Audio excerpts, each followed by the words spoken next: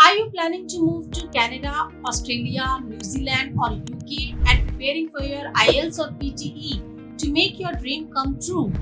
Then listen carefully because from 7th of August 2025, things are not the same anymore. These changes could impact your exam scores, admission, and even visa approvals. But here's the big question. Is the exam pattern completely different now? Will the new marking system make it harder to pass? Are visa rules and score requirements stricter? And most importantly, what should you do to stay ahead? Yes, PTE has officially announced some major changes. Exam pattern, marking distribution, passing marks and even visa requirements सब कुछ change हो गया है. I know it sounds confusing, but don't worry, by the end of this video you will have complete clarity. Hi, I'm Hina and my mission is simple to make IELTS and PTE easier for you so that you can score your dream bands and move one step closer to your future abroad. In today's video, I'll break it down simply into three parts.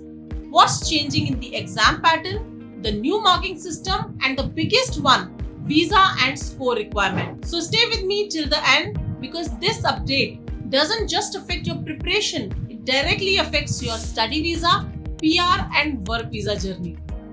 First is exam pattern. Now they have added two new question types in speaking module, as you all know. First one is respond to a situation. This question is 7th number in speaking and it contributes only to speaking marks. Here you will see a written situation on the screen like a small paragraph.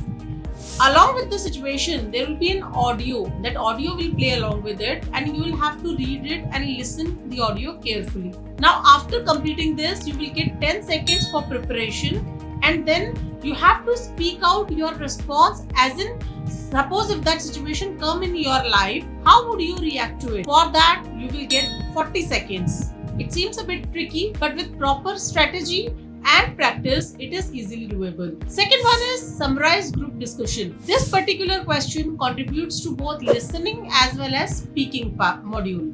Here you will hear an audio of 3 to 4 minutes, which is a group discussion of 3 speakers.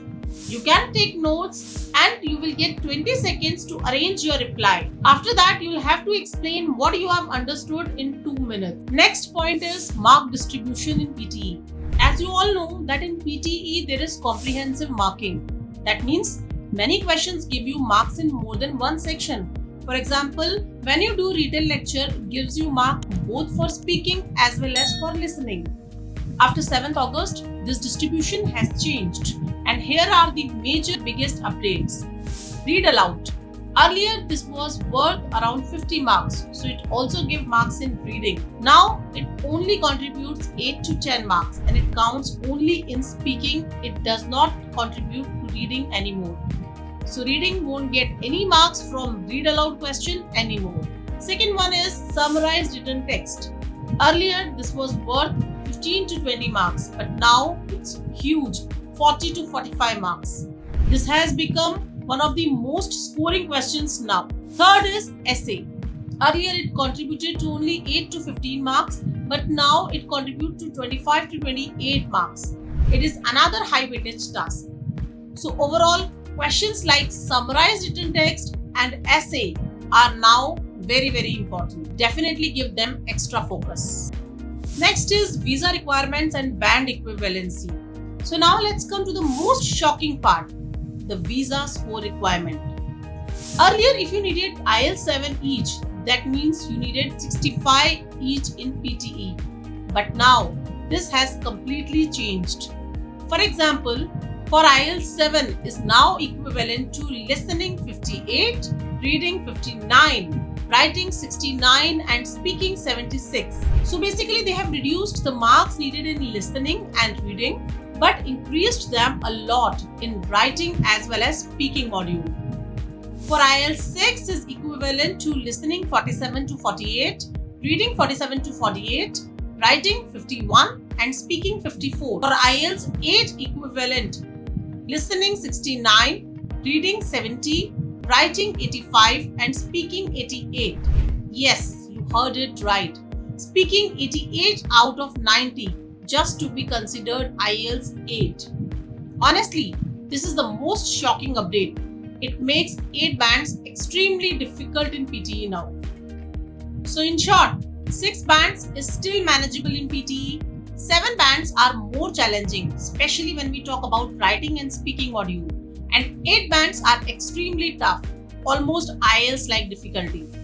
So this clearly shows that PTE wants to balance things out. Earlier, people used to say that scoring in PTE was easier compared to IELTS. But now they have almost balanced the difficulty level. But here's my suggestion that if you are a beginner, don't stress too much about these calculations. Just follow this strategy and practice everything. Focus more on preparation rather than overthinking. If you are aiming for 7 or 8 each, then yes, give special attention to these high scoring tasks. So these are the major PTE changes you need to know. Don't let the updates scare you. Consistency and right strategy will take you to your target score. If you find this video helpful, do give it a like. It really motivates me to make more such updates for you. Share it with a friend who is also preparing for PTE because trust me, they need to know this.